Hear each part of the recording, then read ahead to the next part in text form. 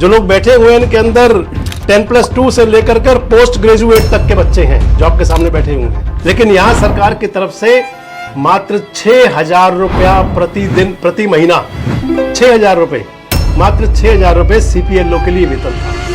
पहला पेपर मेरा कैथल में हुआ था। कैथल में तो सरकार की तरफ से उसमें आने जाने का जो मिलता है ये सब अपनी जेब से करता है। तो हरियाणा के अंदर सरकारी नौकरी के लिए मुख्य अथॉरिटी दो हैं, हरियाणा पब्लिक सर्विस कमीशन और दूसरी स्टाफ सिलेक्शन कमीशन। एक ऐसी एक अथॉरिटी है हरियाणा परिवार पहचान अथॉरिटी। एक एडवर्टाइज जारी हुई थी इसकी 27 अक्टूबर 2023 को। सुशीला जी हैं, इन्होंने भी हरियाणा परिवार पहचान अथॉरिटी के तहत नौकरी पाई थी सरकार की। इसके लिए जो आवेदन करता थे, अभ्यर्थी थे, उनसे 1,000 रुपये प्रति आवेदनकर्ता से शुल्क था। हरियाणा से लगभग 10 लाख लोगों ने इसके लिए आवेदन किया। 10 लाख युवाओं से 1,000 रुपए के हिसाब से यानी कि 100 करोड़ रुपया लगभग खजाने में चला गया। वो सरकार के खजाने में गया या फिर जो ये अथॉरिटी है, आप देखिए हरियाणा परिवार पहचान अथॉरिटी में दिखा भी रहा हूँ आपको। अच्छा, अगर आपको पता होता कि इसमें 6,000 रुपये तनख्वाह मिलनी है तो क्या आवेदन करते? कोई आवेदन नहीं करता सर। 2023 में शुरू हुई थी, 2024 मार्च में हमारी ज्वाइनिंग कराई गई थी। मतलब आपको मैक्सिमम कितने पैसे मिले? मैक्सिमम सर ये किसी को 30 रुपए, किसी को 20। आपको मिला कुछ? किसी को नहीं मिला। आपको मिला कुछ को मिला है सर, मुझे नहीं मिला। अच्छा, आपको भी कुछ नहीं मिला? 0 मिला है सर। ये जब आप 5 लोग बैठे हो, किसी को कुछ नहीं मिला? कुछ नहीं मिला। सरकार तो मिल गई, पहले तो ऐसी आश्वासन की नहीं देती। कई बार ले दिया सर आश्वासन। गुरना दे गुड़ जैसी बात तो करे हैं, गुरना दे गुड़ जैसी बात तो करे हैं, गुरना दे गुड़ जैसी बात तो करे हैं।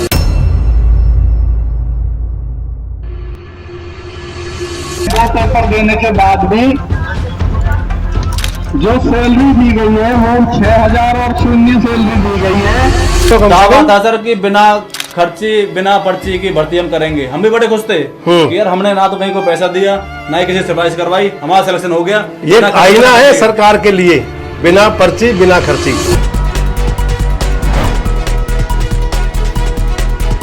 दोस्तों नमस्कार, मैं संजय मग्गू और मौजूद है देश रोजाना के डिजिटल मीडिया मंच पर।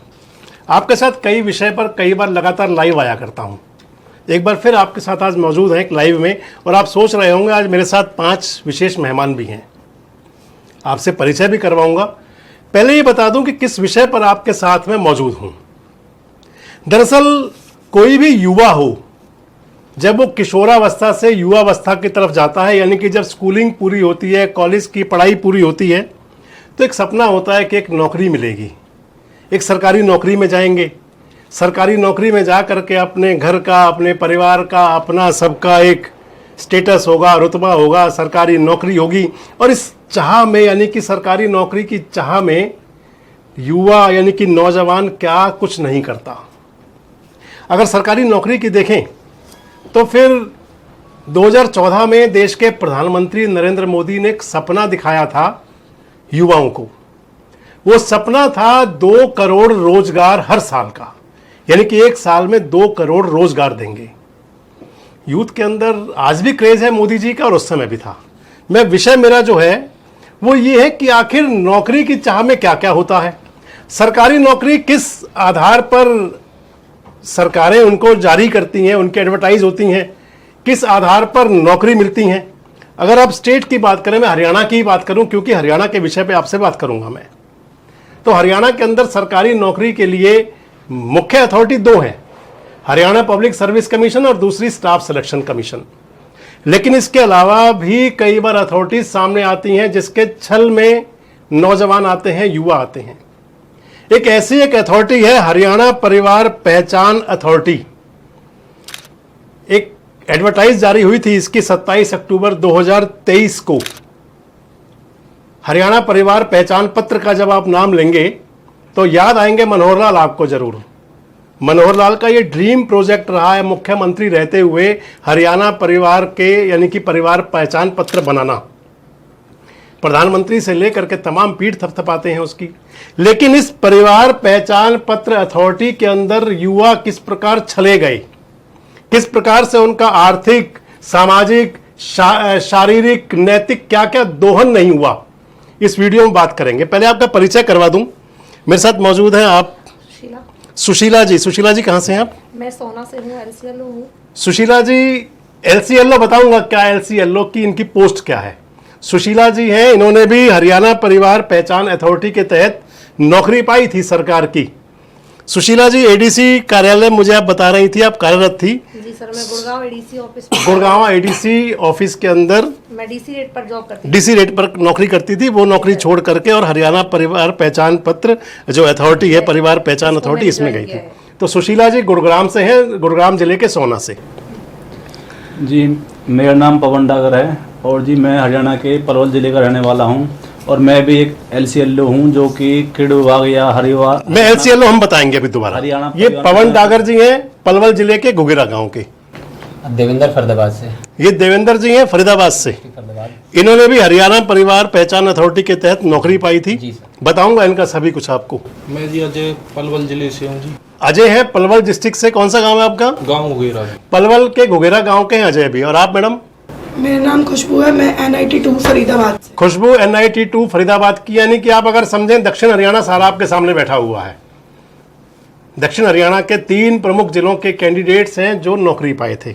अब मैं आपको बताऊं, इन्होंने आपको बताया भी एक शब्द LCLO, तो मैं आपको बता रहा था Haryana citizen resource information department. इस डिपार्टमेंट के तहत क्रिड विभाग आता है और क्रिड विभाग के तहत, यानी कि क्रिड का मतलब है कि कंप्यूटर पंचायत लोकल ऑपरेटर, इसके तहत ये नौकरी निकली थी। और इस नौकरियों का जो विज्ञापन हुआ था, एडवर्टाइज हुई थी, हरियाणा परिवार पहचान अथॉरिटी के तहत हुई। 27 अक्टूबर 2023 को मैंने आपको पहले बताया ये जारी हुआ विज्ञापन। और इसके अंदर आवेदन मांगे गए हरियाणा के 7000 गांवों के लिए। CPLO पोस्ट थी उसके लिए। CPLO पोस्ट के लिए बताया आपको मैंने कि क्रिड पंचायत लोकल ऑपरेटर, इसके लिए इनकी जो आवेदन मांगे गए 7000 आवेदन थे। हर एक गांव के सचिवालय में एक CPLO नियुक्त किया जाना था। इसके लिए जो आवेदन करता थे, अभ्यर्थी थे, उनसे 1000 रुपए प्रति आवेदनकर्ता से शुल्क था। आपका DD बना होगा शायद 1000 रुपए के लिए जमा किए होंगे। Online payment. ऑनलाइन पेमेंट थी 1000 रुपए की। हरियाणा से लगभग 10 लाख लोगों ने इसके लिए आवेदन किया, इस पद के लिए।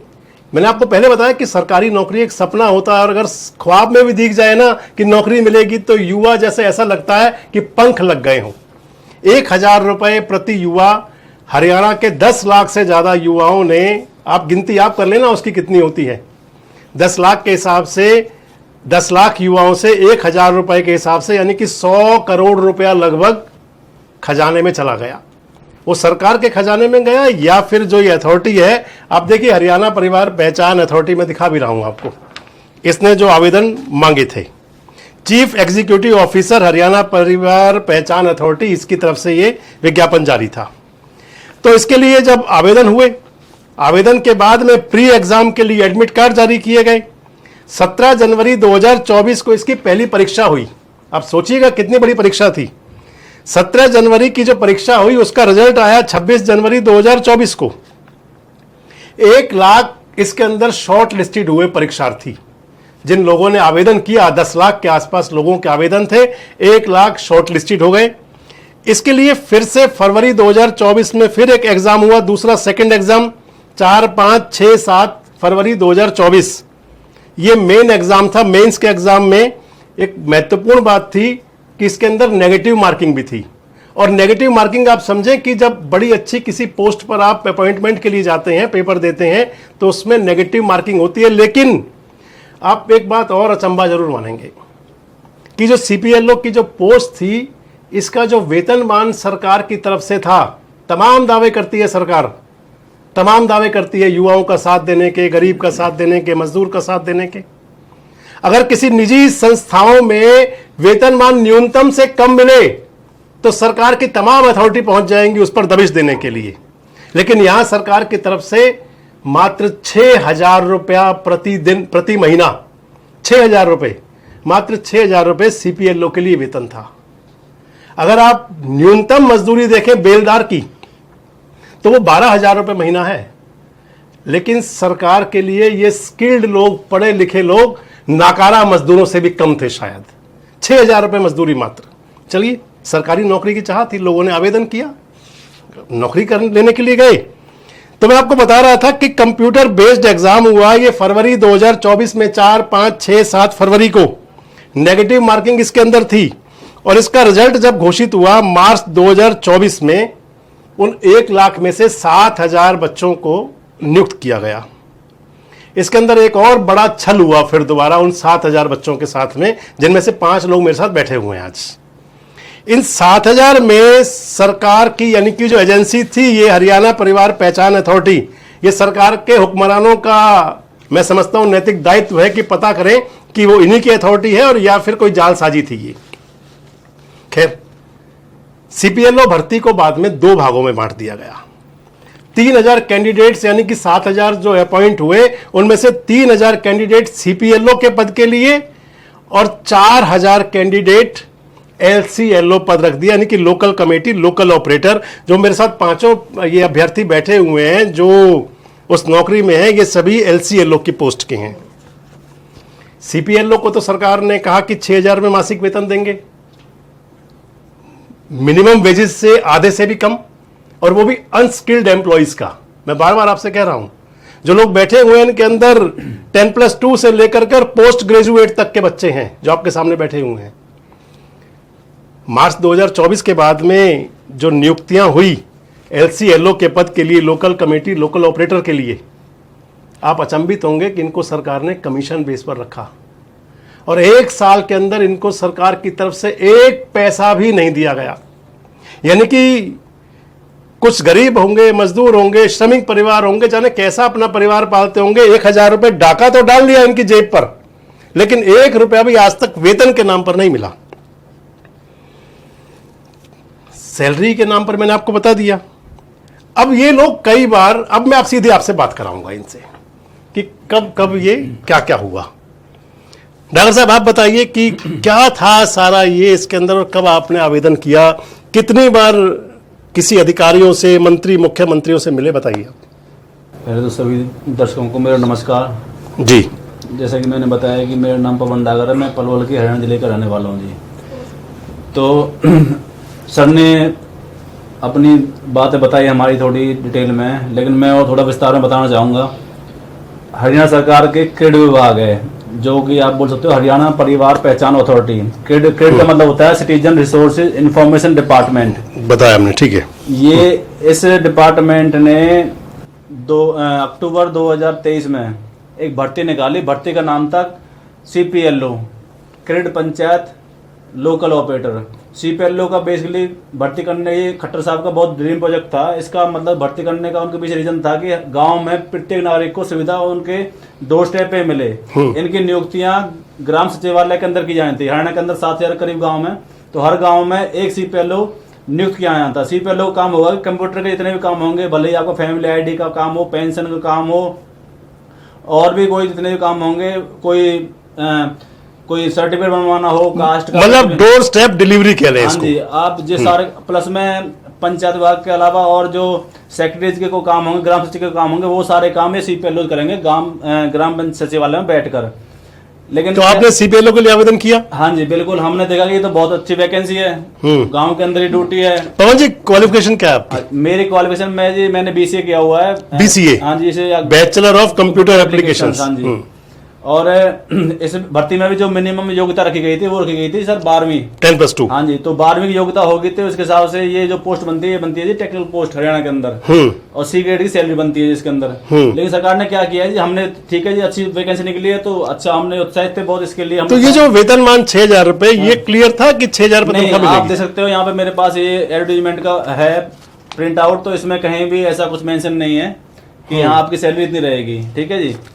और उसके बाद में क्या किया है कि सरकार ने पहले हमसे फॉर्म भरवा लिए, फिर जी हमारी जनवरी में परीक्षा हुई, जिसे आप बोल सकते हो प्री एग्जाम, ठीक है। तो ये आपके पास रोल नंबर स्लिप भी है बीच में क्या? मेरे पास आप दिखाइए सब, सारे डॉक्यूमेंट्स हैं मेरे पास। आप दिखाइए। हाँ, ये देखिए जी, ये आप देख सकते हो, ये तो है हमारा जो ऑनलाइन जो एडवर्टीजमेंट जारी हुई थी सरकार की तरफ से, या जो आपने ऑनलाइन आवेदन किया, ठीक है, एडवर्टीजमेंट है सर, ये एडवर्टीजमेंट, विज्ञापन है ये। जी ठीक है। इसके बाद में सर ये फॉर्म फीस भराई गई, आप देख सकते हो यहाँ पे 1000 रुपए पेमेंट कर रखी है। 1000 रुपए, हाँ ठीक है, दिख रहा है इसके अंदर 1000 आपने जमा किए। पेमेंट हुई।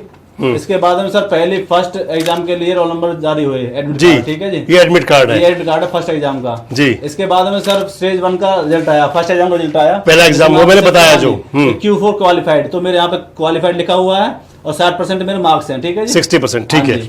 और उसके बाद में फिर sir mains exam, second exam के लिए सर फिर रोल नंबर जारी करे गए हमें, हाँ। ठीक है जी, जिसकी की परीक्षा फरवरी में ली गई, फरवरी 2024 में ली गई, उसके 4, 5, 6, 7 फरवरी को। उसके लिए सर स्टेज 2 का रिजल्ट है, इसमें आप देख सकते हैं, इसमें मेरे 60% है, ठीक है, ठीक है जी, ये क्वालिफाइड लिखा हुआ है, ठीक है। इसके बाद सर फिर हमें ना ये ऑफर लेटर जारी किए गए सरकार की तरफ से, क्रेडिट विभाग की तरफ से ऑफर लेटर, हाँ ठीक जी। है। आप पढ़ ये सकते हो, क्रेडिट विभाग हरियाणा सरकार का है, हाँ जी बिल्कुल, ये लिखा हुआ है गवर्नमेंट ऑफ हरियाणा, ठीक है। आप पढ़ सकते हो यहाँ पे ऑफर लेटर के ऊपर, ये बिल्कुल क्लियर लिखा हुआ है, citizen resource information department government of Haryana. ये आपको ये 15/3/2024 को सर ये ऑफर लेटर हमें जारी किए गए, ठीक है। इसमें से लिखा हुआ है letter for allocation as local committee local operator, क्योंकि इस चीज का कहीं पे भी कोई मेंशन विज्ञापन में नहीं था, विज्ञापन में हमने आपको दिखा दिया है। इसके बाद में इनको आधो को बना दिया सर आस्क ऑपरेटर, आस्क को मतलब जो सीपीएलओ हैं उनका नाम रख दिया आस्क ऑपरेटर, सीपीएलओ, अटल सेवा केंद्र ऑपरेटर, ओके, हाँ जी। आधो को एलसीएलओ, जो कि हम संख्या में 4000 हैं, 3000 तो बन के सीपीएलओ, 4000 को बना दिया एलसीएलओ, लोकल कमेटी लोकल ऑपरेटर, ठीक है। सर उसमें क्या रखा गया कि उसमें इलेक्शन से पहले विधानसभा चुनाव थे उस टाइम पे हरियाणा सरकार के, हरियाणा के अंदर, तो चुनाव से पहले जो एलसीएलओ बनाए गए थे उनकी ड्यूटियां लगा दी गई ग्राम पंचायत में अलग अलग, ठीक है जी, आधो की 4000 में से जो आधो 2000 करीब उनकी ड्यूटी लगा दी गई, उनसे 2-3 महीने काम कराया गया, वो उनके कुछ पैसा मिला? कुछ नहीं मिला सर। एक आपने नौकरी, आपने भी काम किया उसमें? मैंने काम किया, किसी को 10 रुपए कमीशन, किसी को 12 रुपए कमीशन, किसी को 14 रुपए कमीशन। क्या काम किया उस दिन 3 महीने में? उसमें सर हमने पेंशन वेरिफिकेशन का, राशन कार्ड वेरिफिकेशन का, ये एज वेरिफिकेशन का, इनकम वेरिफिकेशन का, ये काम हमने वहाँ पे पंचायतों में बैठ के किए हैं। परिवार पहचान पत्र के लिए की तरह से ड्यूटी लगाई गई थी घर से सर 10-15-20 किलोमीटर दूर तक, वहाँ पे हम अपना खर्चा करके हम गए हैं, कोई दिक्कत नहीं, ड्यूटी लगी तो हम जाना था हमें, लेकिन आज तक किसी को कुछ पैसा नहीं मिला, किसी को मिला है तो वो एक मजाक मिला है, 10 रुपए, 12 रुपए, 15 रुपए, 20 रुपए कमीशन मिला है। 1.5 साल हो गया भर्ती को, 2023 में शुरू हुई थी, 2024 मार्च में हमारी ज्वाइनिंग कराई गई थी। मतलब आपको मैक्सिमम कितने पैसे मिले? मैक्सिमम सर किसी को 30 रुपए, किसी को 20। आपको मिला कुछ? नहीं सर, मुझे किसी को नहीं मिला, आपको मुझे मिला नहीं कुछ? मिला कि कुछ को मिला है सर, मुझे नहीं मिला। अच्छा, आपको भी कुछ नहीं मिला? 0 ही मिला है सर, ठीक ये है। जब आप 5 लोग बैठे हो, किसी को कुछ नहीं मिला? कुछ नहीं मिला जी इसमें। तो ये किसी ने बताया कि किसी को 20-30 रुपए मिले? हाँ ये बताया, ये भाई को 30 रुपए मिले। आपको 30 रुपए मिले? ये किस काम के 30 रुपए मिले? और वेरिफिकेशन करने के। मैं आपको एक बात और जोड़ूं। जब कभी कोई आपदा आती है, किसानों पर आपदाएं बीच में आई, सरकार दावा करती है कि पिछली सरकारें, किसी का नाम नहीं ले रहे, कि वो 2-2, 4-4 रुपए के चेक देती थी। ये आपके सामने बैठे हुए हैं सरकार के प्रतिनिधि, अगर सुन रहे हो तो सुन लें, 1 महीने का वेतन इनको 30 रुपए मिला, 30 रुपीज। 1.5 साल का है, 1.5 साल का 1.5 साल वेतन, में 30 रुपए कमीशन आएगा। 1.5 साल का वेतन 30 रुपए, 30 रुपए मिला। इन सुनहरी आंखों में जो ख्वाब कभी रहे होंगे वो शायद अब पथरा चुके हैं। बताएं आगे। तो आपको 30 रुपए मिले? जी सर। तो पवन जी आपको कुछ नहीं मिला?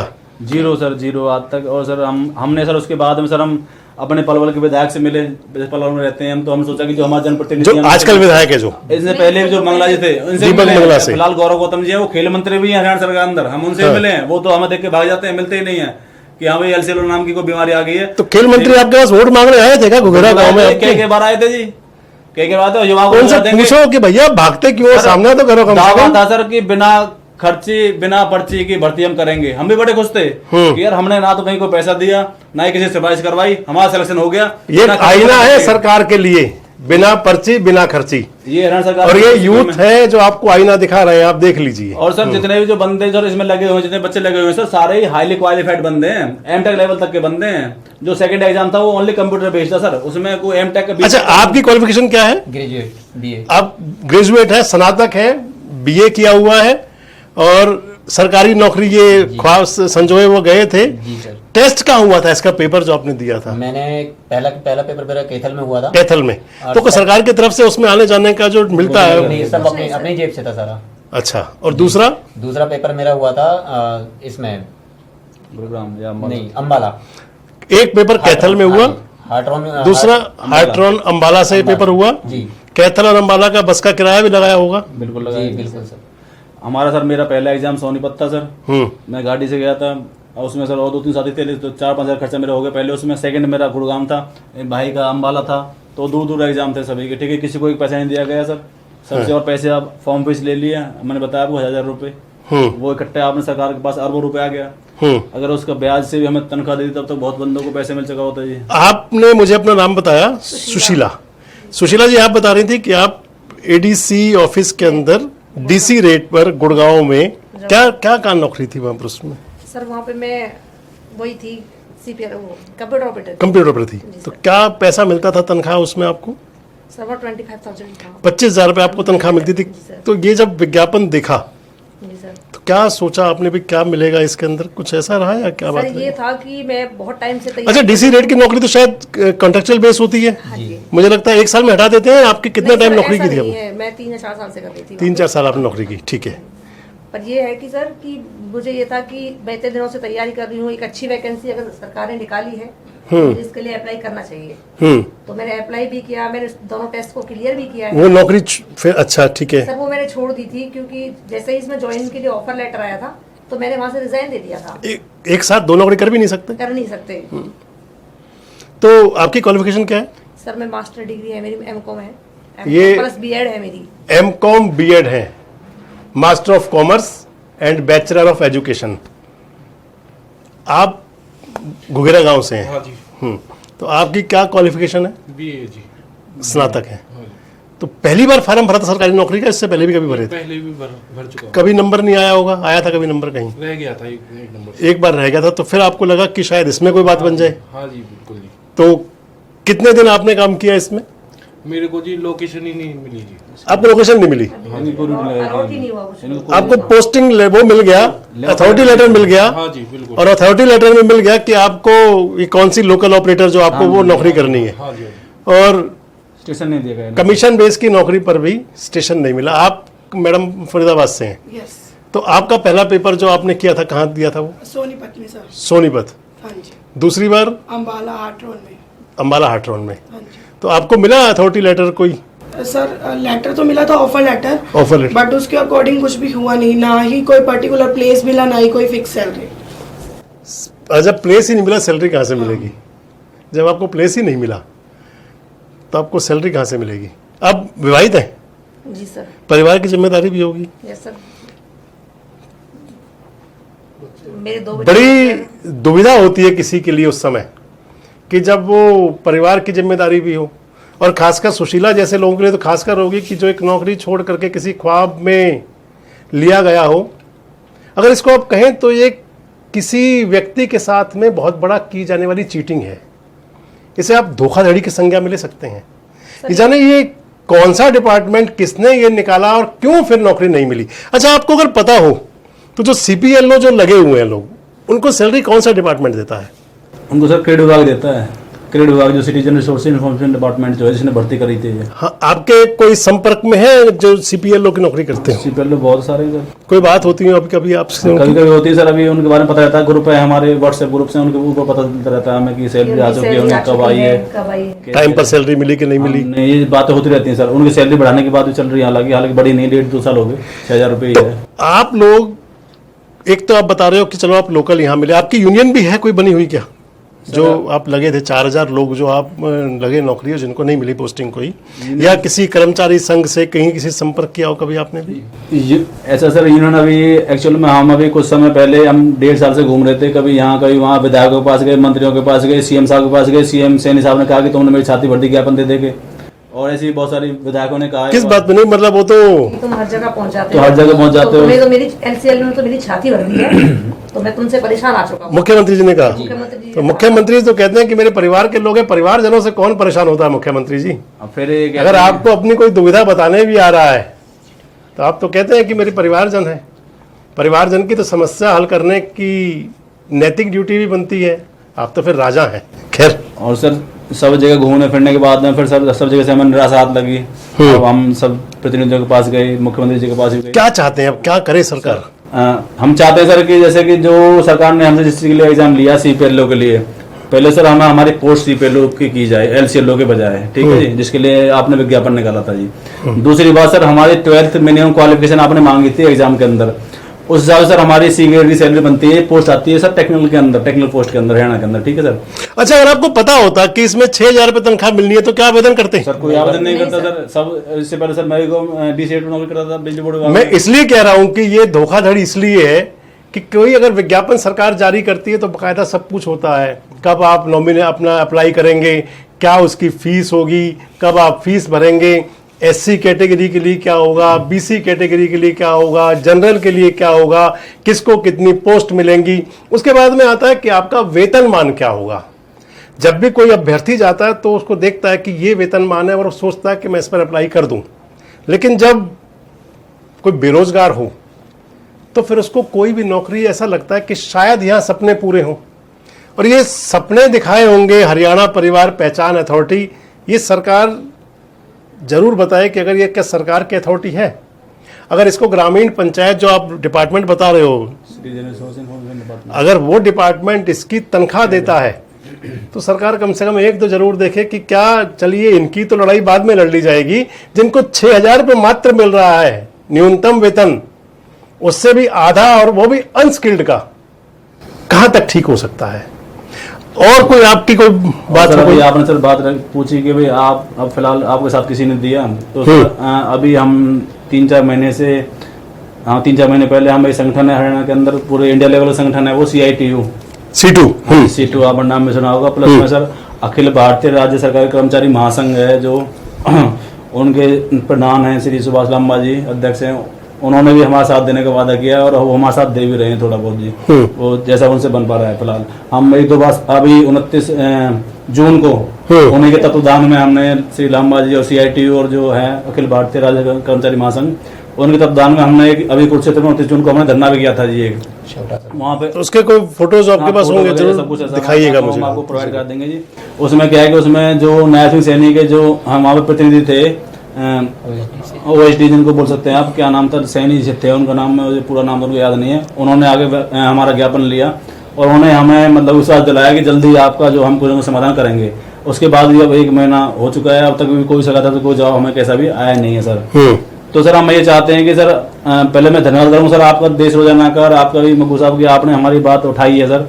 हम चाहते हैं कि सर हमें जो एक सम्मानजनक वेतन होता है, क्योंकि सर हमारे पहले तो सर पूरे हरियाणा में ये हो गया, रिश्तेदारी में हो गया, जानकारी में हो गया कि छोरा नौकरी लग गया, सरकारी नौकरी लग गया सर। लेकिन सर अब सब मतलब कि फब्तियां कसते हैं, टोंट मारते हैं, हाँ भाई क्या रहा सरकारी नौकर, मजाक करते हैं सर, हंसी की बात बन चुके हैं। मतलब आप तो अग्निवीर भी नहीं बने? नहीं सर, अग्निवीर जो अग्निवीर बने थे 4 साल के लिए जाने के लिए, आपको तो 4 महीने भी नहीं मिला। मतलब कि बड़ी शर्म आती है किसी को बताने को, पूछता है तो क्या करते हो, कहाँ नौकरी करते हो, क्या करते हो, किसी को क्या जवाब दें, जवाब देते थक ले सर हम फिलहाल, है ना सर। हमारी सर बस यही मांग है कि कैसे भी करके सरकार, श्री सैनी साहब, आप किसी विपक्षी पार्टी नेताओं से मिले अभी तक क्या?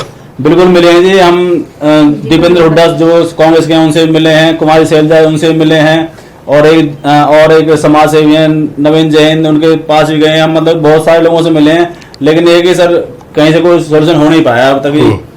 अभी बहुत निराश है, और सर मैं बता रहा हूँ आपको, बच्चे डिप्रेस्ड हैं एक्चुअल में ना सर। अभी हम बच्चों से फोन भी करते हैं, उन्हें इकट्ठा करने की कोशिश करते हैं, तो वो सर वो बहुत ही निराश है, मतलब कि ना आप कह सकते हो कि सर बिल्कुल नेगेटिव हो पड़े हैं, वो अपने हक के लिए लड़ भी नहीं पा रहे हैं बेचारे। ये तो सर मैं धन्यवाद करूंगा सर आपका, जो आपने सर आवाज उठा रहे हो सर, ये 2-4 बच्चे ऐसे इकट्ठे होकर आवाज उठा रहे हैं अपनी कहीं ना कहीं। मैं सैनी साहब से सर मांग करता हूँ, जो मुख्यमंत्री हरियाणा के, सर प्लीज इन LCLO जो आपने बना दिया है पद, जो कहीं विज्ञापन में था नहीं, लोकल कमेटी, लोकल ऑपरेटर, इन सबको सर CPLO बनाइए कृपया करके। और सर हमें एक सम्मानजनक वेतन जो हरियाणा के अंदर बनता है वो हमारे सर हमें दे दीजिए, हमें ज्यादा कुछ नहीं चाहिए, जिससे कि हम अपने परिवार का भरण पोषण कर सकें अच्छे से और समाज में सम्मान से रह सकें। क्योंकि सर हमें सभी जो जितने साथी बैठे हैं, ये 4-5 हम बैठे हैं, मैं अभी इनको बता देता हूँ आपको, सारे बाल बच्चों वाले इंसान है सारे, इनके 2 बच्चे हैं, 2 मेरे हैं, 1-2 इनके सबके हैं। तो सर आपको पता है कि स्कूल की फीस भी आज की डेट में 10-5 हजार रुपये एक बच्चे की, ठीक है सर। तो सर और खर्चे, बहुत सारे खर्चे सर, महीने में 30-40 हजार मिनिमम पैसा एक इंसान को चाहिए सर्वाइव करने के लिए। तो सर हमको सर जीरो सैलरी समझ रहे सर, ये कितना बड़ा भद्दा मजाक है सर ये सर बेरोजगार युवाओं के साथ में। और सर बेरोजगारी से बड़ा कोई कलंक है नहीं सर, ये चीज हमने सर समझी है ना जी। और जो अब 1.5 साल से हम देख रहे हैं सर, जगह जाते हैं सब जगह भाई हम आपको हल करेंगे, होता कुछ भी नहीं है जी। तो सर अब तो वाकई बेरोजगारी से बड़ा कोई कलंक नहीं है, बिल्कुल ठीक कहा। और दूसरी बात, हमारे जो ह्यूमन राइट्स में आता है, मूलभूत सुविधाओं में आता है कि जो इंसान को मिलना चाहिए, अगर किसी को नौकरी मिली है तो कम से कम उसको सम्मान से जीने का अधिकार होना चाहिए। हम भी सरकार से मांग करेंगे कि सरकारें तो हमेशा आती जाती रहती हैं, लेकिन याद किया जाता है कि किसने कौन सा काम किया था। हम भी सरकार से मांग करेंगे कि जो अगर कहीं कोई कमी थी तो उसको भी ठीक किया जाए। अगर कहीं कोई ये एजेंसी है जिसने युवाओं के साथ छल किया तो उस पर भी एक्शन हो। और इसके साथ साथ हम जो विपक्षी पार्टियों के नेता हैं उनसे भी जरूर कहेंगे कि दायित्व आपका भी है, क्योंकि जब अगर सरकारें ना सुने तो फिर विपक्ष की ड्यूटी बनती है कि उस आवाज़ को उठाएं। हम तो इनकी आवाज़ में आवाज़ मिला रहे हैं और आगे भी कोशिश करेंगे कि जब भी कोई ऐसी बात आएगी आपको बताएं। लेकिन इसके साथ ही इस वीडियो के अंत में हम सरकार से ये अपील जरूर करेंगे कि जो वायदा किया गया था उसको पूरा जरूर किया जाए। अगर आप भी हमारी बातों से सहमत हैं तो कमेंट्स बॉक्स में अपनी बात कह सकते हैं। जुड़े रहें हमारे साथ, देखते रहें देश रोजाना। हमारे साथ जुड़े रहने के लिए सब्सक्राइब करें देश रोजाना के YouTube चैनल को और नई वीडियो की नोटिफिकेशन पाने के लिए बेल आइकन जरूर दबाएं। अगर आप ये वीडियो Facebook या Instagram पर देख रहे हैं तो पेज को लाइक और फॉलो जरूर करें और ज्यादा से ज्यादा शेयर करें।